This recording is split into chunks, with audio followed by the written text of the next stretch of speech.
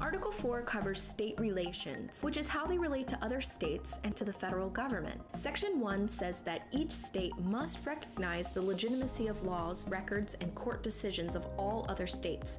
This is the full faith and credit clause. Congress can decide on the procedures necessary to make that happen. Section 2.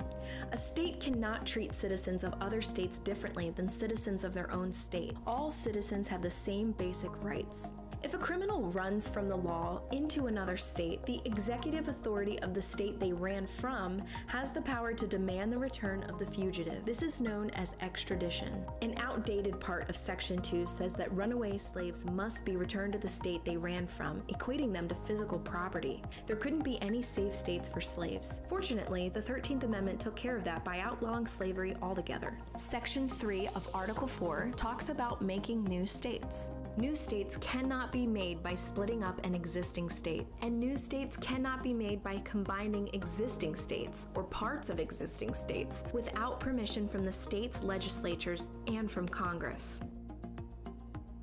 Congress regulates territories and other non-state acquisitions, as well as federal properties.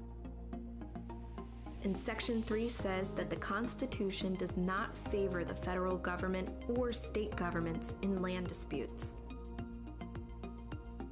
Finally, Section 4 of Article 4 says that every state must have a Republican form of government, meaning a government where citizens vote for representatives to govern them. It also says that the federal government protects states from foreign invasions, and that a state's legislature or its executive can ask for federal aid in dealing with domestic violence, such as riots. Now, this article has done little to dissipate the tension between states and federal power over the years. There will always be a back and forth struggle between the federal and state government. Click on my Federalism blog post below to find out why. My next video covers Articles 5, 6, and 7. Yeah, they're so short that I can knock them all out in one video. Be sure to check it out.